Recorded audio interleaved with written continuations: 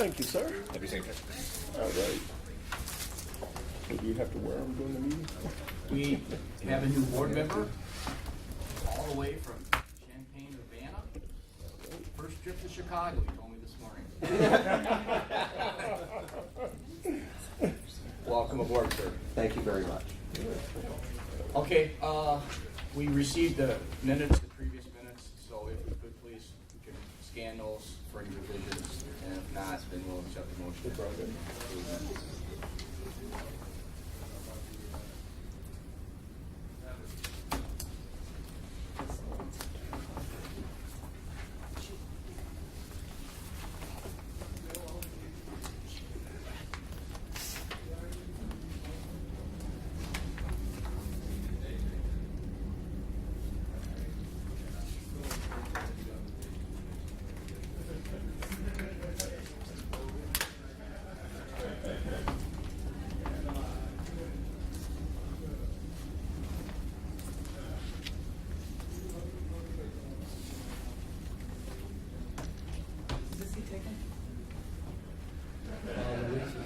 Oh, Luis is there? Sure. Sit over here. Oh, I'm not sitting there. Good for the camera. You'll be fine. Do you want me to sit next to you, Jimmy? Sure. Oh. I'm not usurping. Let the record show. I would feel slighted if you did. Oh, that's a nice thing. Is there an envelope there?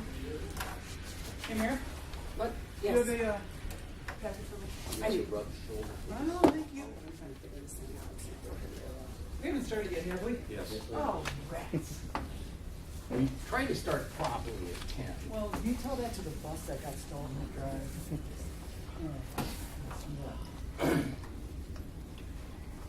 I'll make a motion that we accept the minutes. Second. I will second that motion. Everybody in favor? Motion carries. I'm going to back up one notch, and we do have some guests, and we always like to give those guests an opportunity to introduce themselves. And then if they want to address the board. So we'll start with Karen. Edward Williams, attorney. Kim Rosick, ICAP. Ken, can you spell your last name? Sure, M-R-O-Z-E-K.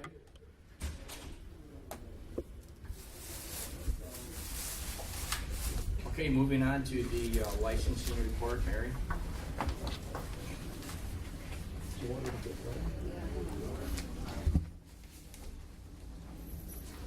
Sorry, my recorder's not working. I have to go get mine. There's something in the emergency back up.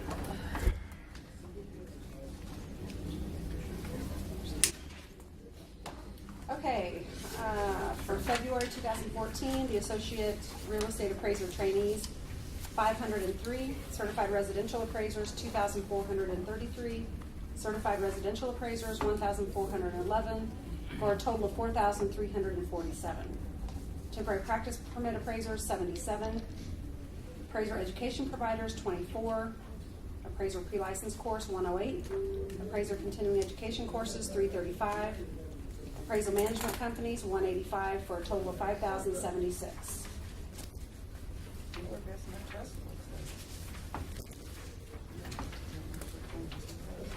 Total number tested for the certified general appraisers was 4.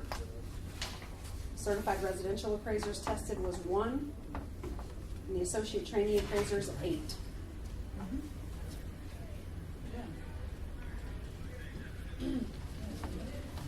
Certified residentials are 100%. All one. All one. For renewals in February, as a total of 14, our initial license is 14, and renewals was 1, for a total of 4,347. Is it?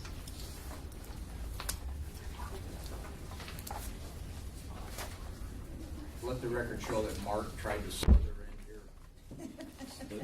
in here.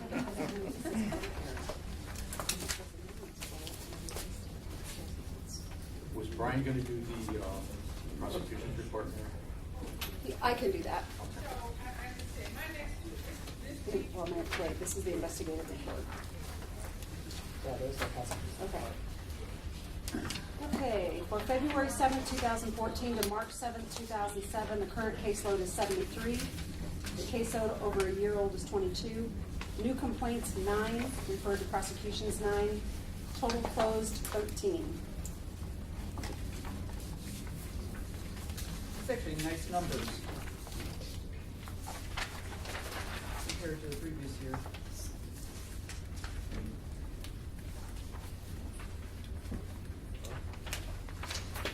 Is Hector in here for? I've got it. Okay. That's what I'm doing right now. Hey, Mary? Pete just showed up. Oh, okay.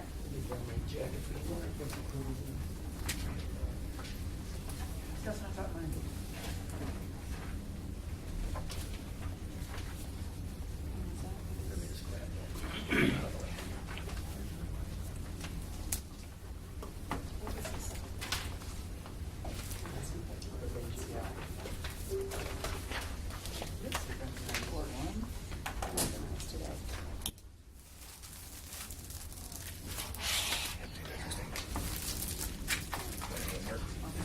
Now we turn the vote over. The envy of all the attorneys.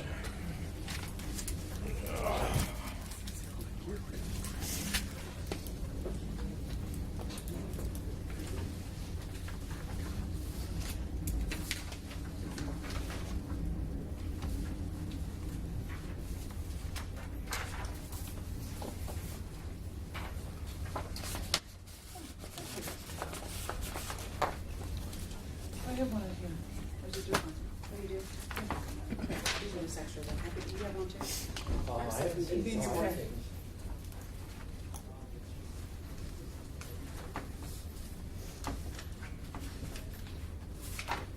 What an investigation. I did, You don't have one? I did Hector's report. You The did? prosecution, is this the prosecution reports, Mary? Yes. Okay.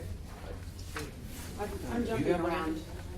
Hector is, actually, I was supposed to be in a meeting with the secretary and Hector, and I was like, it's kind of conflicting with this, so Hector's in that meeting, I think. You don't have one?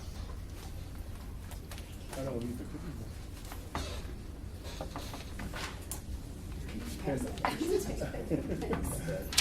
Thank you. So are we done with investigations? I love this. Oh, you did? I believe so. Okay. Let's move on then to your report, Brian, administration.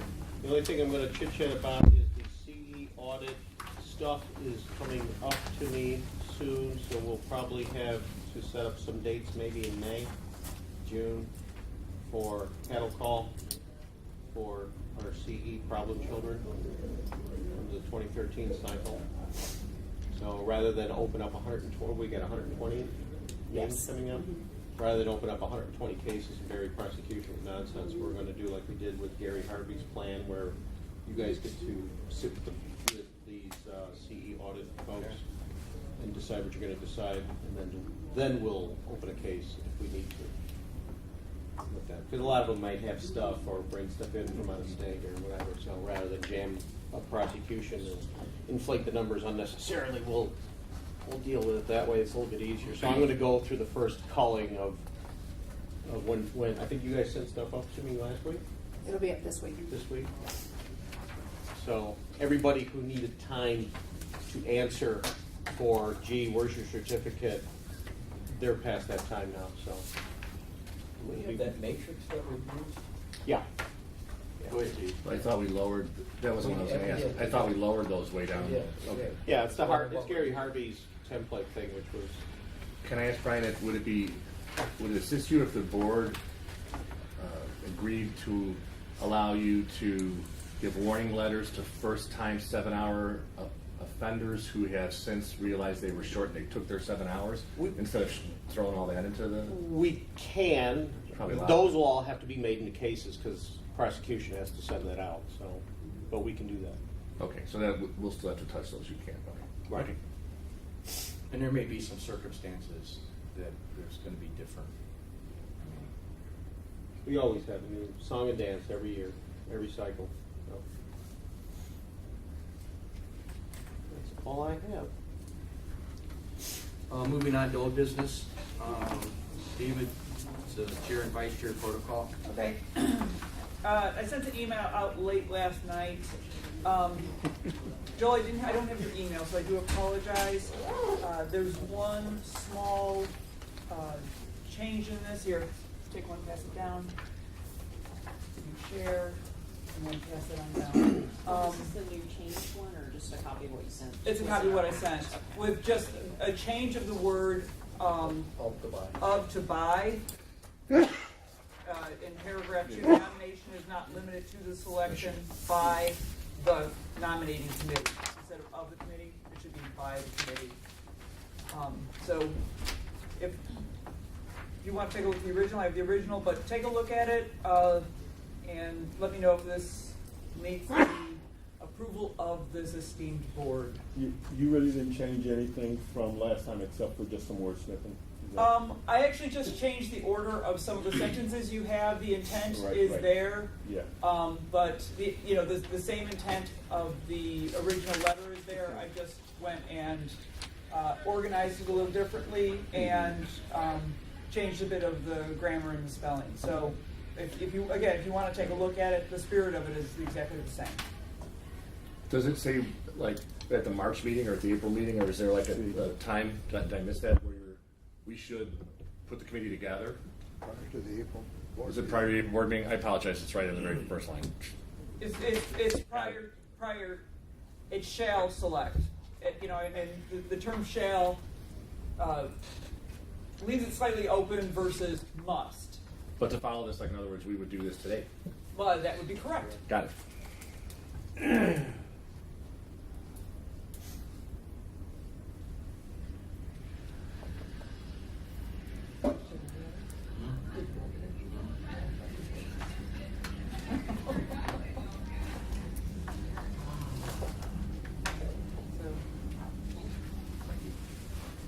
Can I make a motion that we accept this letter as written? I'll second it.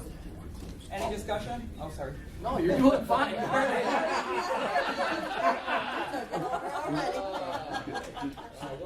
Took that seat there for a reason. You want to call her? You want to call for the door? Should I call? I'll let you do it, Mr. Man. Mr. Chairman. All in favor? Anybody opposed? Motion carries. Mary, do you have a copy of it for the, I do, do thanks. you want me to send it to you in a Word form, in a Word doc? If you can, yeah. Oh, it's easy. Yeah, that'd be great. Yeah. Thank you. Can I suggest that this be made then part of our board handbook? Can it be Is that- inserted into the board manual that everybody gets? How the committee is? Well, the thing is, the board manual is for all the boards. Oh, it's for all the boards? Okay, I understand. So this is just your. We don't have our So own that this team. would just give reference they in all the have minutes. to- So just get reference in the minutes or attached to the minutes. Okay. I'm just thinking of having it somewhere where we can find it next year. Right, exactly. Can this be put on the website under Agreed. board stuff? I got it, floor. How about that? We put it on the website under board stuff. That's what it's I was always just there for gonna future- That's what I was just gonna suggest. Great minds. Should we take care of this now, or should we take care of this? Probably should do it now. Not the camera. We're here. Well, Jim's outgoing. He has to be on the board. I mean, on the committee. I have no desire to be chairman or vice chair, contrary to my behavior.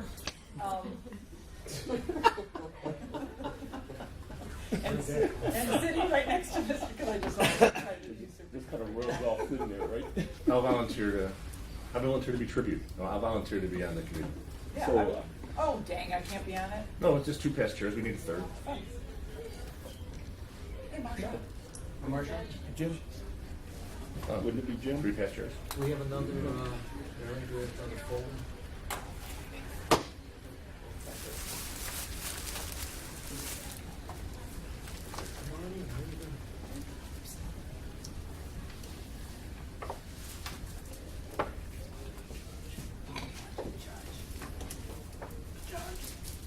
Irish again.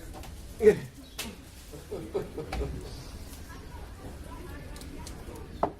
doing the first? So who's the second? Yeah, why don't we take this committee then during the break? Would that probably be appropriate during the break? Come back after the break, we can deal with it. That's how we used to do it, yes. Okay with that?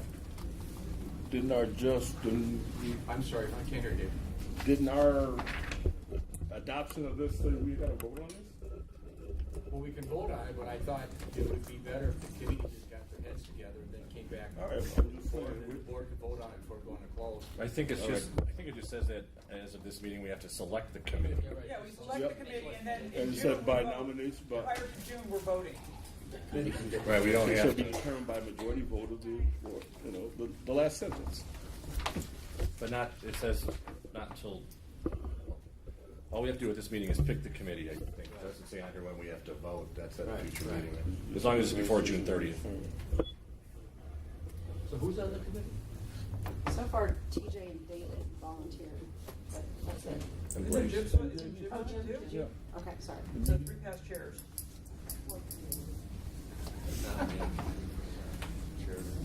It's a Christmas party. Oh, Party then committee. you guys just Christmas ignore party. me like you did last year. I would never ignore You you. did. You voted without me, and I volunteered for it.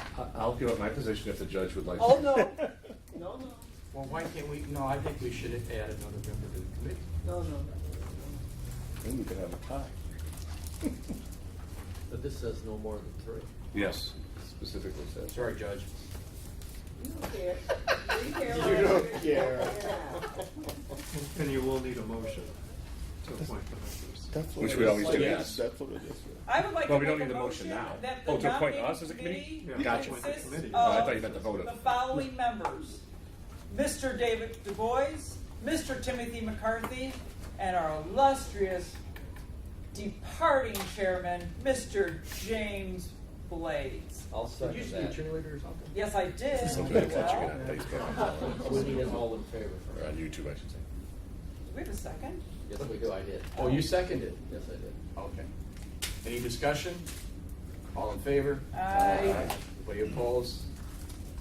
Your motion carries. Sweet. All right.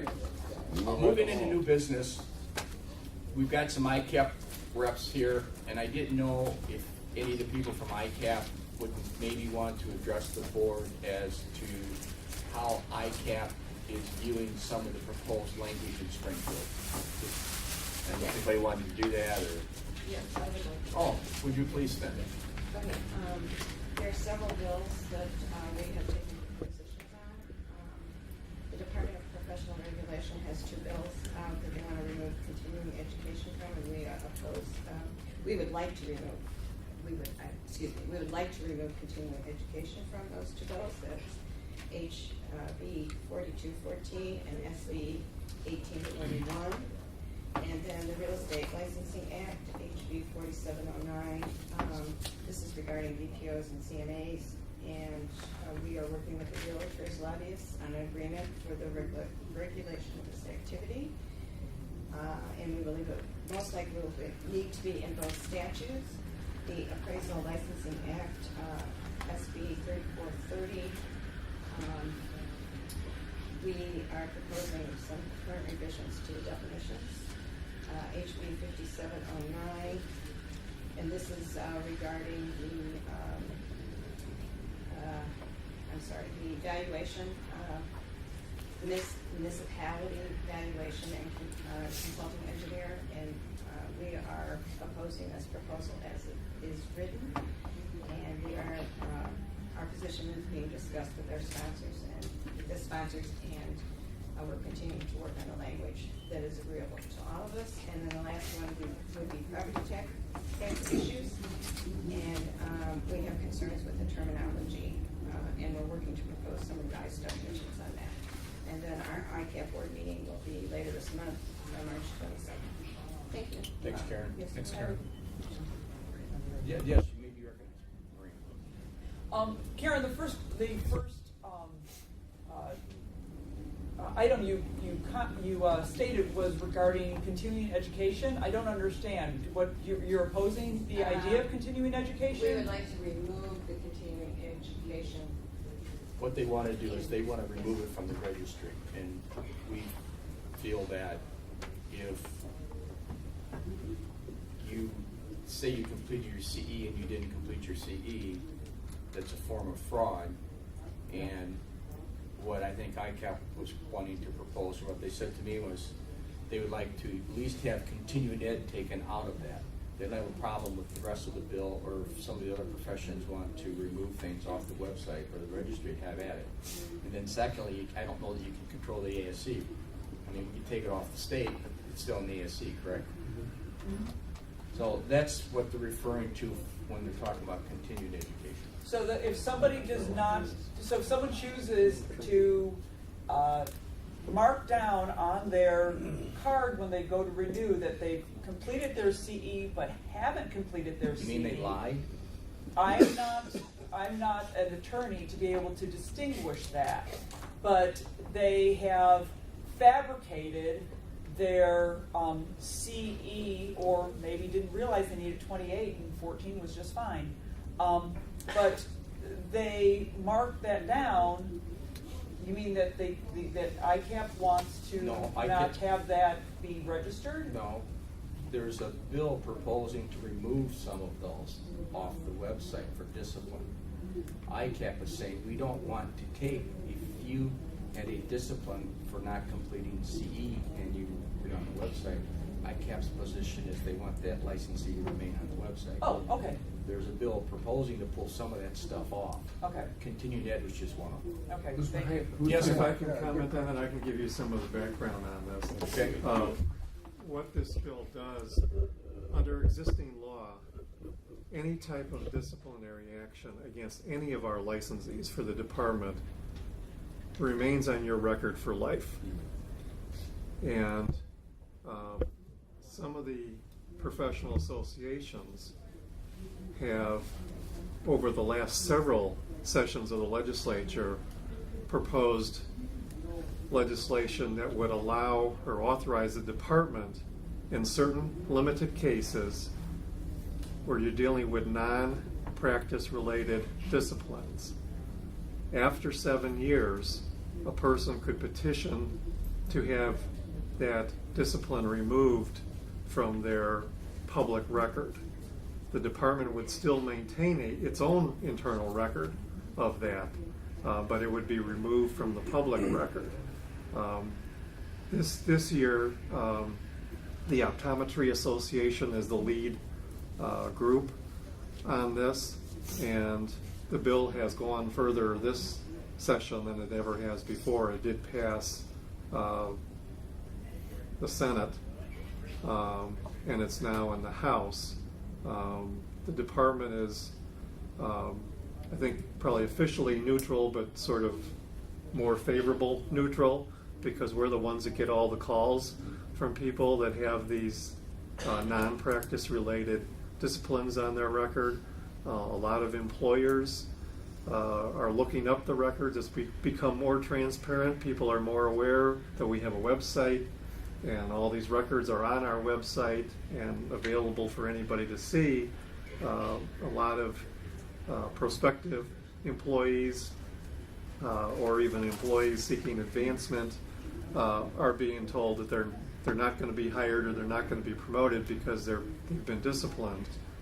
And employers are not differentiating whether it's a non-practice discipline or a practice discipline. But Mark, if it's this is a choice that they're making to fabricate data, so it might not be a competency issue; it would be more of an ethical issue. And so, wouldn't we want, as a profession, to let people know that there is somebody who wishes to practice that has an ethical violation? Well, that's a decision for the legislature to make. I'm just giving you the rationale behind it. It's not the department's bill. It's coming from the associations. We just see kind of the fallout from the current system because we get the calls, people upset or something that there was something on their record that's there forever. It's really just covering CE violations, student loan defaults. Child support? No, child support actually was excluded out of it. Tax issues, things like that. And of course, it has to be after 7 years. You can't have had any further violations of any type since then. So that's the rationale behind it. As it exists right now, it looks like the appraisers will be pulled out of the bill. It will, if it's passed in the House, it'll apply to all professions except for appraisers. Is that Are because some of of, the things and we- on there, could some of the things that appear on there be acts of omission rather than acts of commission? Yeah, a lot of these things are. Or acts of omission? You know, even somebody that has had problems with their student loan, even if they work it out later on Well, and get into forgetting to payments, pay your student it's still, loan it's is still not an gonna be act of on your omission. record that you got a discipline for at least a period of time. You know, the student loan default situations, the tax situation is really a use of our licensing structure to force people to take care of obligations that they have that really have nothing to do with this department. And so some of those people sometimes have these issues come up, whether it's because of, you know, financial problems that they're having in their business or their life, and they may end up having something entered against their record. Maybe soon thereafter they take care of it, but it still is on their record. At least for a while they had an issue with this, and you know, we hear from people all the time that no, I can't get a job because this is on my public record and it's right on your website where everybody can see it. are we being removed from it because of the efforts of the industry, or are we being removed from it because of the federal mandate? No. No, the efforts of the industry. Because ICAP has. So it'll go in as an amendment to the bill. Appraisers review. So what is ICAP's position on this? They're against it? Correct. Why is that? Can we ask why?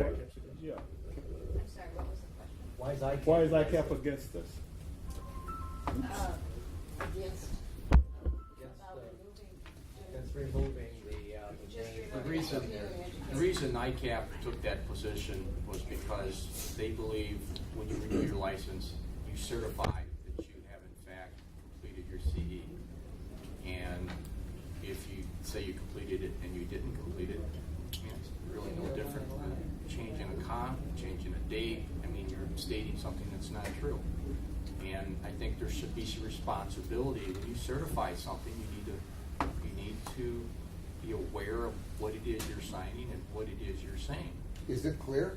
It's very clear. How come we're When- missing it, but every other licensing Yeah, that's bureau what is I'm- okay with it? Because I mean, we have put people on the website and have disciplined people in the past for that.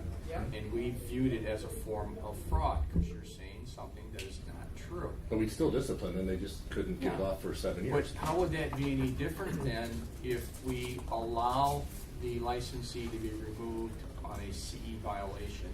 And that's, if we believe that's a form of fraud, how is it any different than another discipline that licensee received that remains on there forever?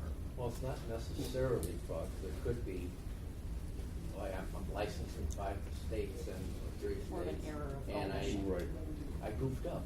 But don't we fill those out when we do the informal hearings? Isn't that why we sit down and do that? Yep. I mean, I thought that was the purpose and the intent, to look at all of the licensees that was tagged for not completing CE. And honestly, sometimes it's a mix-up on our end. A lot of times, it's not the licensee's fault. Sometimes it's something wrong with their database. But it gives us that opportunity in which to air that out to see if there's a problem. I mean, I'll never forget the one Gary Harvey had. The gentleman says, you got me.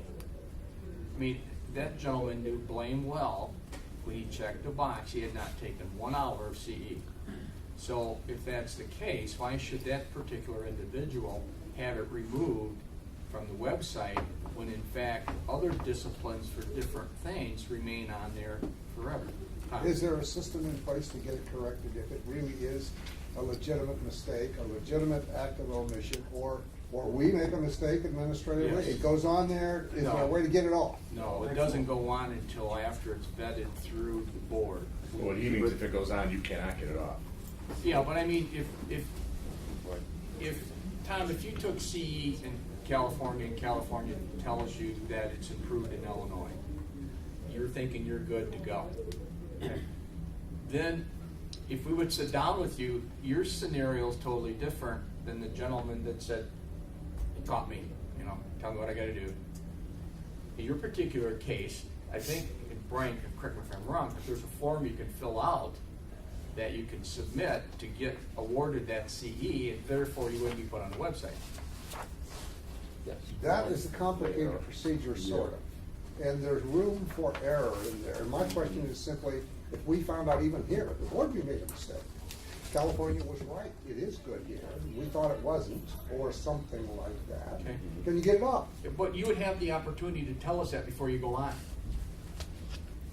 Brian, Yeah, there's nothing on autopilot. no, Brian corresponds with all of these, every single one of them. Everyone's given an opportunity.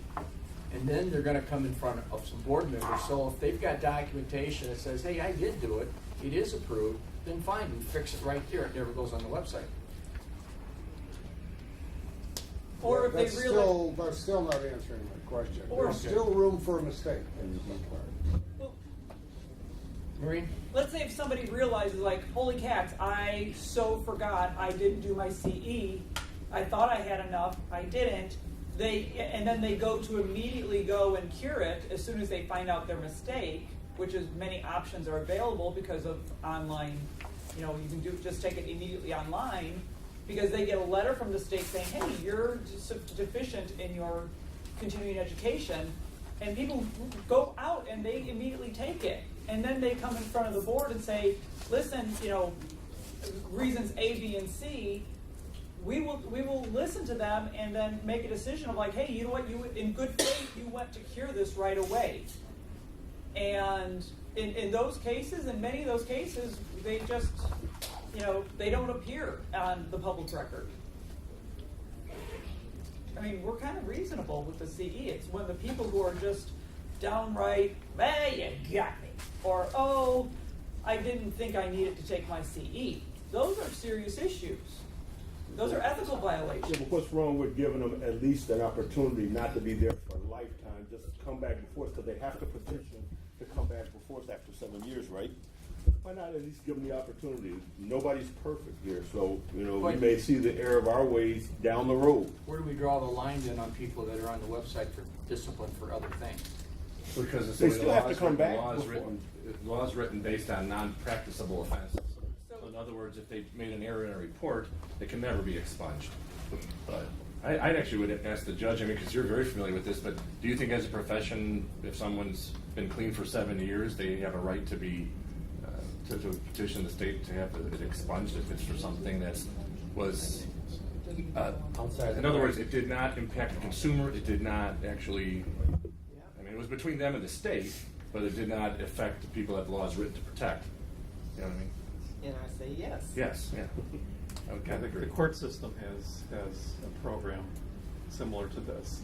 And we even get some people will fill out the court forms for this and send them to us, thinking they can do the same thing here, which of course they can't without legislative authority. Even bankruptcy goes away after a while. After a period of time. 7 years. What hourly work? Bankruptcy? No. Jim may remember, but there was a movement quite a few years ago to do this very thing for some appraisers that have had their stuff out there for 20 years and they've never had another problem, but they've constantly been Big dog with it. for their whole career because of something that happened, especially in the early years of licensing when pretty much anybody that came in here got. And some of Actually, the- what happened in the first Some 5 of years the- is no one got published because there was no website, and then all of a sudden, all these people who got disciplined But went then up on there are people that were disciplined that it's okay or something now. Isn't there something like that and they're still up there? Because somebody that you knew way back when. I think it was the first guy that was ever I targeted. have Yeah. a little bit of a problem with it, not because it shouldn't be on there, but it appears that there really is no mechanism in place to get it off, ever. But I don't Once know it gets there. how would it go on there if the licensee has the opportunity to communicate and send stuff to Brian, so Brian can see, oh yeah, they did have the CE, or this is an error. And then secondly, they have the opportunity to get in front of two board members or a board member to explain why their CE is valid and it is good. I mean, there's two layers there, and where there's opportunity to clear up any mistakes. And the assumption is that between Brian and the board member, we're infallible. Only in the last 2 years, what happened to all the people before we decided to take on this new And position? what about when there's no Brian and no board that's here? Are we assuming the people coming on are gonna be perfect like us? The assumption, David. Well said, David. Well, the other problem we see too is the department has become far more transparent because of the website. It used to be, it was very difficult for prospective employers to even know that there had been some sort of discipline at some point without making a Freedom of Information Act request with the department or coming in to our record center and actually asking to see records on that person. Now it's on the website. And over the years, the department has done more types of non-disciplinary supervision type activity for some of the more minor things, so it would not appear on the record. In the old days, when things weren't so transparent or so available, everybody got disciplines for any type of infraction, no matter how minor. And now a lot of those things that were almost unknown to the public are now on the website, because the website pulls up old stuff, old disciplines from years and years and years ago are now on the website. My objection would not be to put this in there. If they want the language in there, you go on forever. But even the Constitution has a way of being changed. This apparently does not. I don't think I like that. Well, I agree with you. can't there be language that someone's name has been published for the specific reason that they can come back and petition to have it removed? That's what this allows. That's what this law would have This done. is what that allows. That's just, I don't have a problem with someone being able to come back to the board. The law that's being contested here takes, I thought it was removes automatic. appraisers from that right. No, that's not. Well, then I misunderstood. I thought it was automatic after. So it's not automatic No, after. you'd have to still Yeah, petition. I would have no problem whatsoever. I would Someone totally having agree the with right that. to come I think back that's to something petition. that is- So we're taking information. Why would we object to that? Right. Right. Removing that right from appraiser. Well, you're not giving an appraiser a chance to be able to Be heard. become a better appraiser and get back in the industry. They'll punish forever. Yeah, I don't see any problem with the person having the right to come back and petition.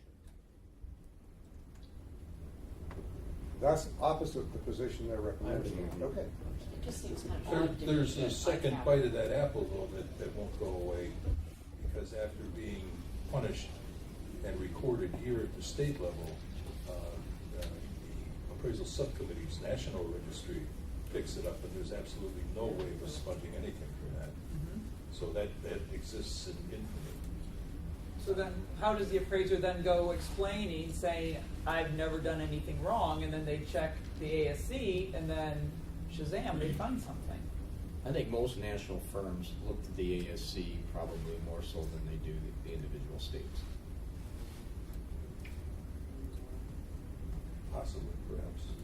But I mean, you're still gonna have a discipline out there, because once it goes on our website, it will then go on the ASC website. The National Registry for the public will show anything that impedes your ability to appraise. If you get suspended on a CE audit, that's going to impede your ability to appraise. If you get fined, not so much, but the other states will all see that in our super secret access code. So somebody who goes from Illinois to Indiana to try to get a license there, while it won't show up on the public record as far as the National Registry, my counterpart in Indiana will be able to see, as I am, able to see things that don't necessarily impede your ability. And then they'll have to answer for it then. That's true. Everything that we do doesn't show up on the national registry. And if it did, and let's say you were a licensed appraiser and you became a cert res, or you're a cert res, you became a cert gen, it doesn't carry forward to your next rank. And what kills It'll it, show clean. if you're an associate trainee and you get suspended, It won't show. it won't show because they're not on the national registry. So they start out fresh as a cert res, cert gen, so it's almost a clean slate by happenstance of the structure of the national registry. And if that was to happen, Tony, I mean, that's a great example, but if it happened to me, let's say, I would then go back to my client and say, but I went back to the state and I petitioned them and they've removed this from my record, it's been expunged.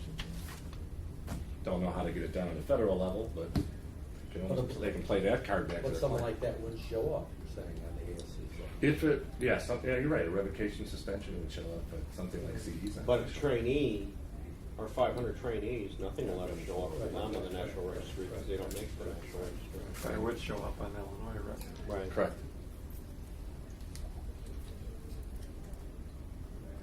So where are we at? I'd like to make a motion.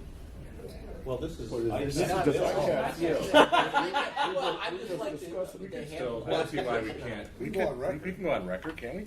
Sure we can. We could make a motion and we can go on record saying we oppose the action of ICAP.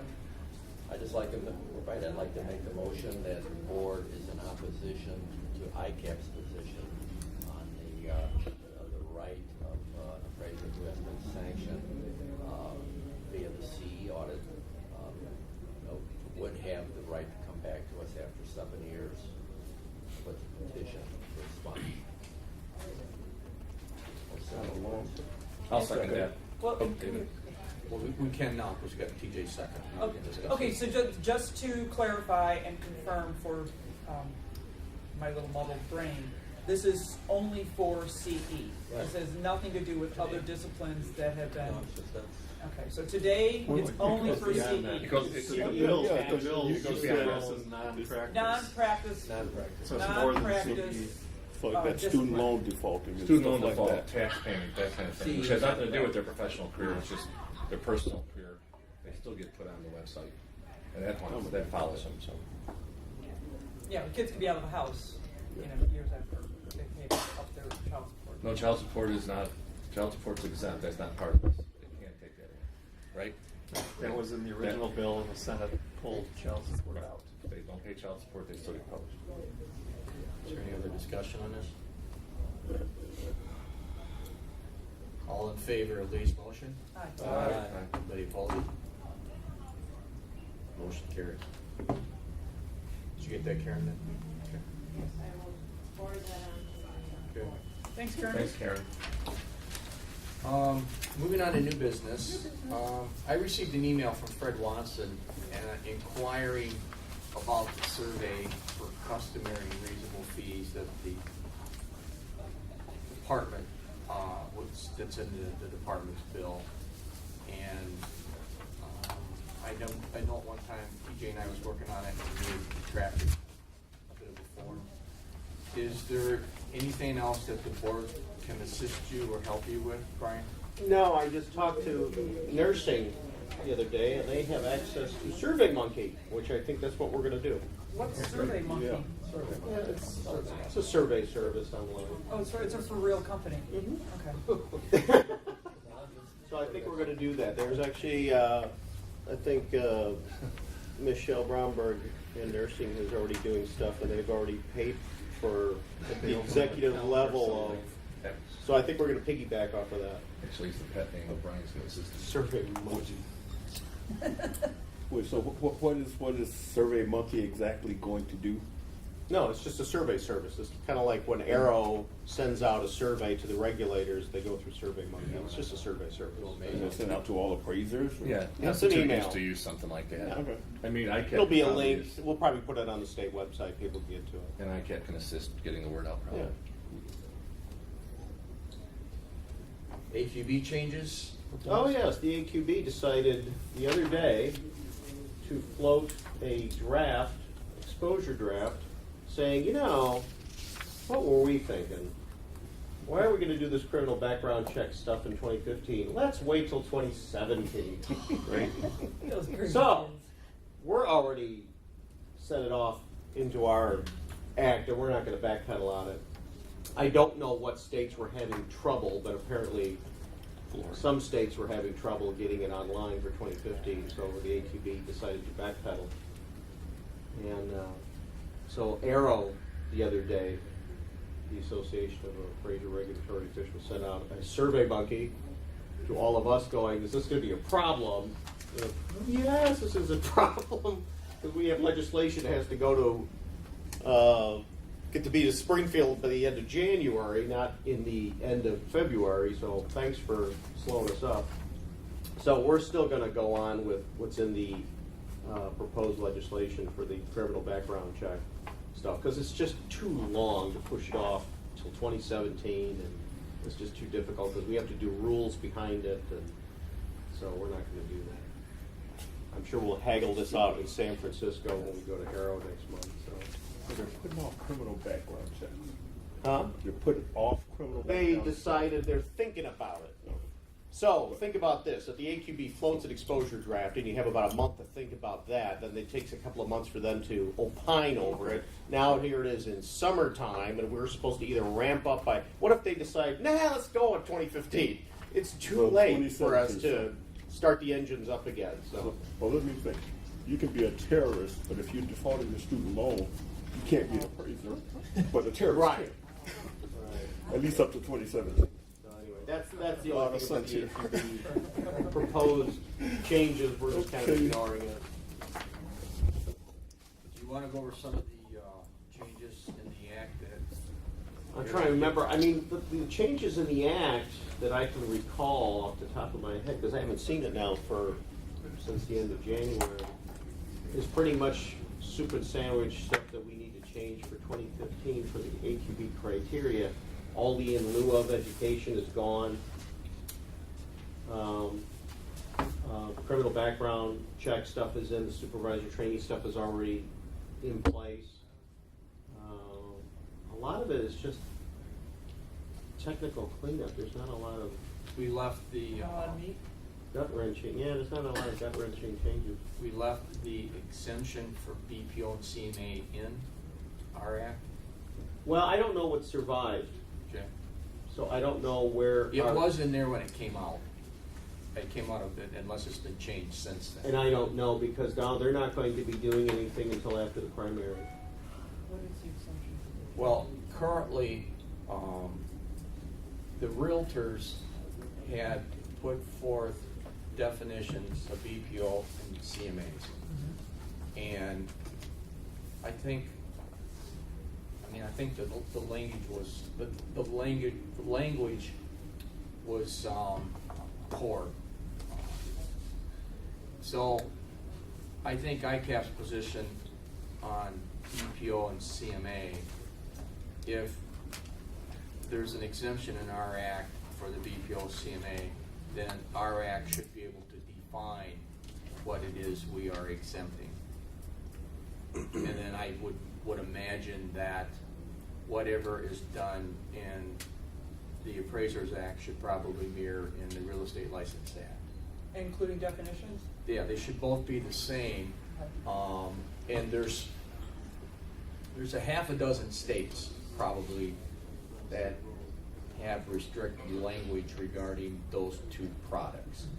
I mean, some to the extent it's only done for the listing that's owned in real estate. There's some states that says you can do BPOs all day long, you just can't charge for them. ICAP's position, from what I remember, was a lot of times BPOs are done for tax appeals or divorces, etc. All of a sudden, to the consumer, if a BPO estimates a value and you have an appraisal that estimates a value, I think we all agree that development in getting to that number is a lot different on the BPO versus the appraisal. But to the consumer, a lot of times all the consumer sees is market value or value. And they're treated both equally a lot of times as to how they're perceived in the marketplace. When one of those products must be in compliance with use cap, which are several hurdles you must clear in which to write that product, and the other one is much, much less restrictive. I think there was some talk that perhaps the definitions coming from the realtors, they would establish a set of standards where that if you're going to produce this product, you must do this, this, this, and this, in which to do it. But however that shakes out at the end of the day, I think they probably should be mirrored in both acts. To restrict the use of BPO and CMA to the listing of selling real estate is going to be a pretty big hurdle. However, USPAP is very clear, as we all know. If you're taking sales data, you're analyzing and developing opinion of value, you're doing an appraisal, period.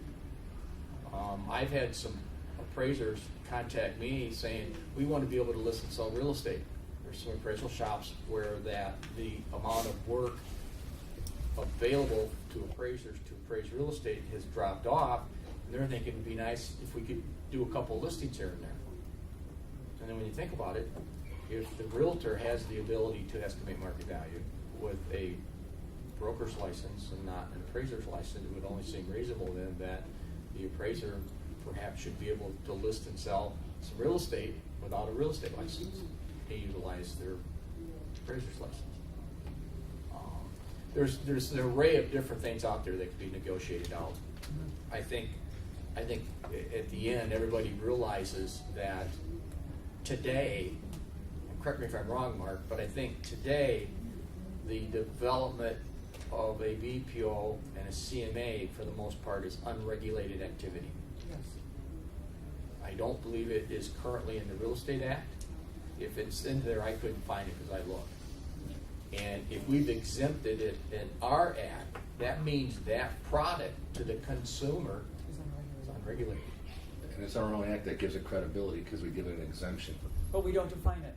But I think, I agree. from That's our the key point of part view that's as the missing. appraisers, I think it needs to be exempted in our act, because if we exempt it, it would only seem reasonable and logical. We could define what it is we are exempting.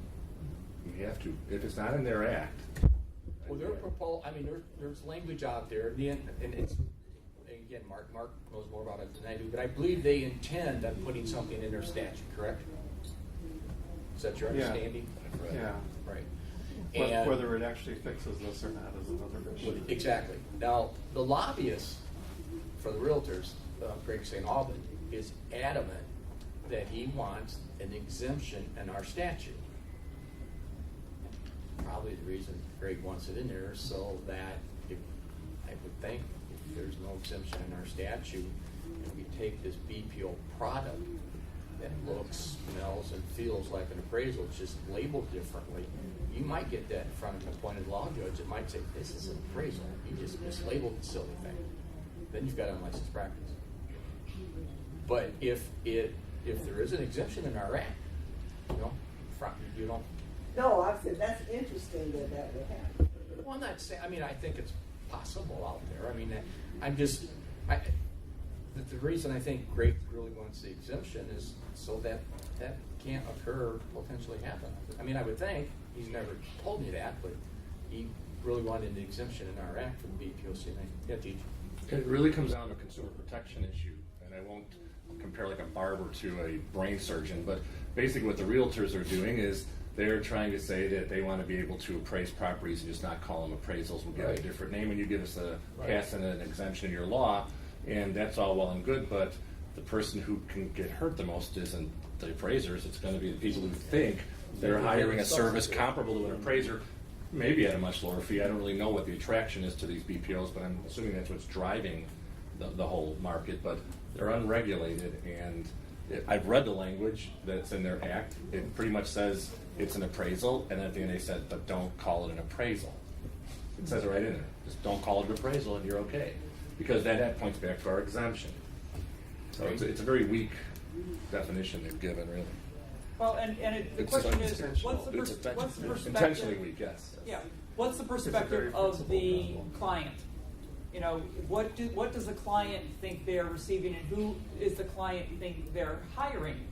Are they hiring somebody for valuation services? Yes. And so if that is the case, then that would be, the appraiser. And, of course, obviously, we're covered by USPAP, and we have to follow the rules and regulations of USPAP, and USPAP is very clear on perspective, of what is the client's perspective. And so I think that is something to be taken into consideration. We're about to list a piece of property. I'm not sure what it's, I'm the bank. I'm not sure what it's worth. I don't want to pay $500 for the appraisal. It's Shouldn't commercial have to. property. Shouldn't have Okay. to.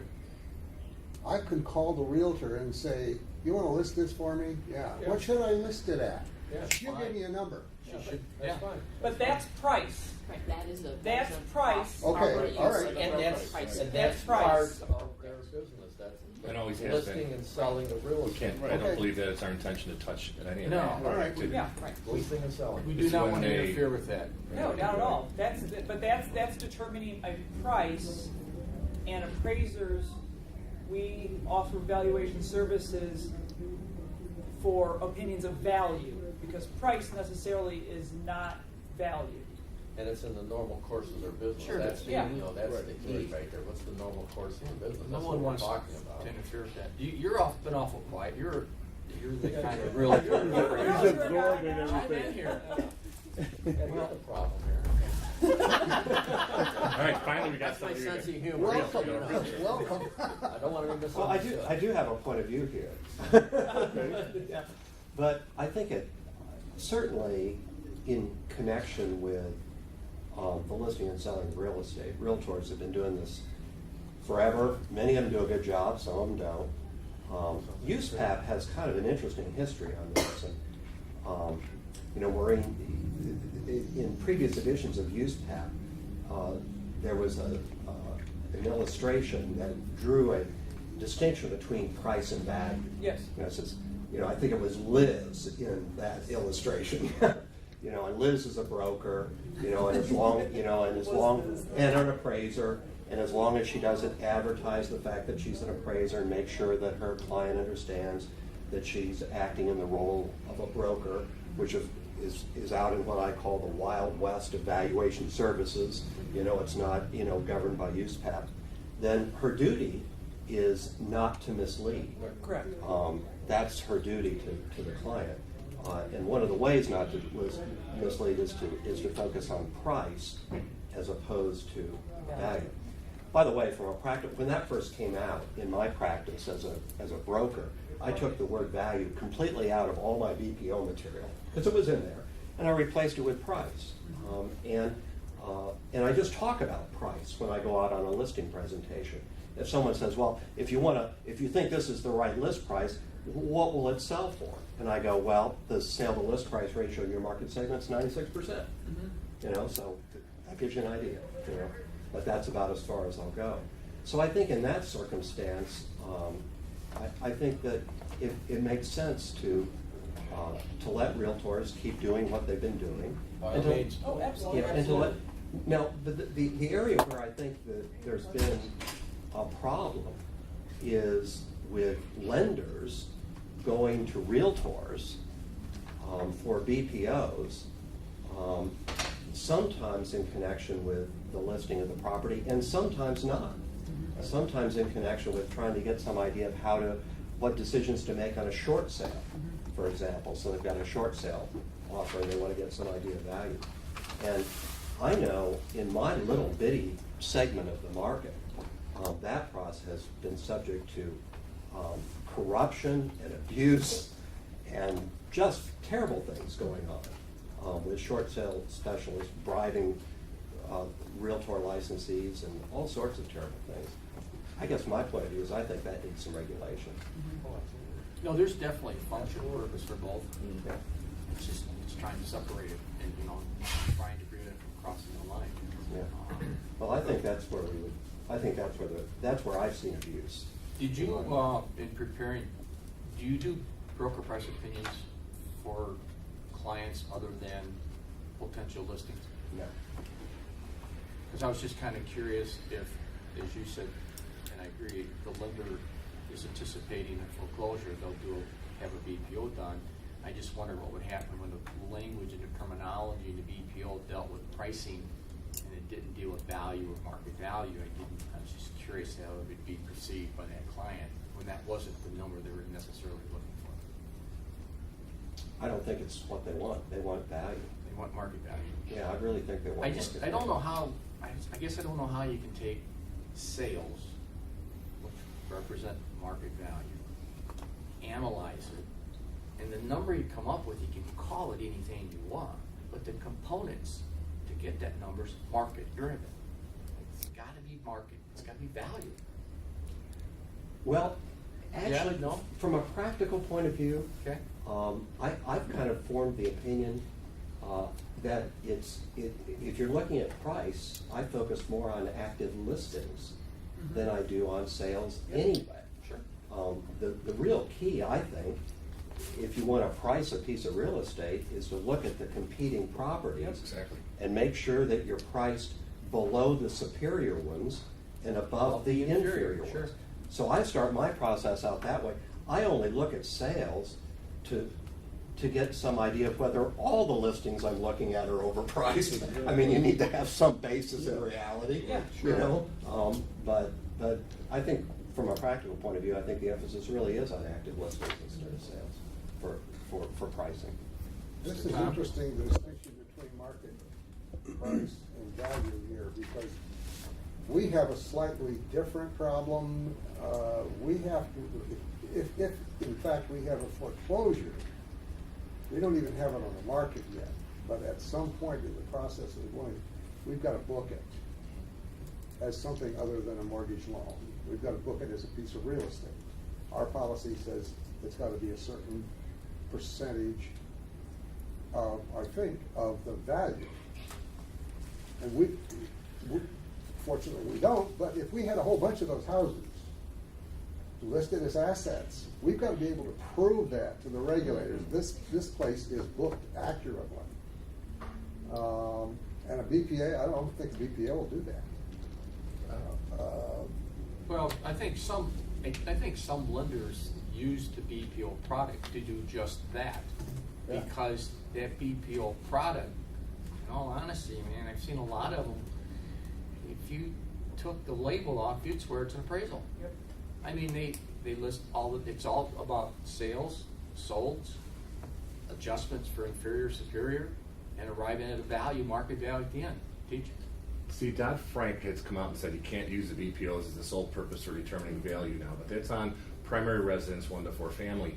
Any internal work for the bank, though, under interagency guidelines, they can order evaluations, which is just another fancy name for appraisal, all day long, and they do believe BPOs fall into that category, and that's probably the largest No, they client exclude, for BPOs, wouldn't you think? No, they exclude BPOs from evaluations. They make that distinction really clear in the interagency guidelines. Really clear. What is the real difference when I'm looking at one?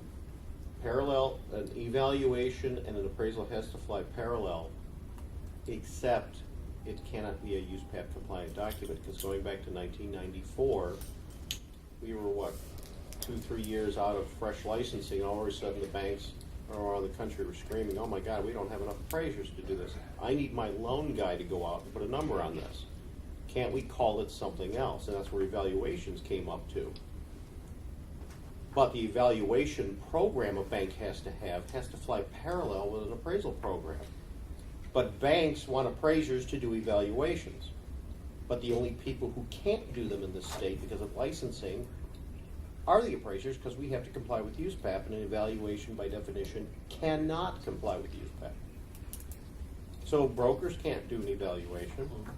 Brokers do BPOs. I imagine they could try, but that means a bank would have to set up a parallel program. It's not a one-off, like I don't want to spend $500 to go do this.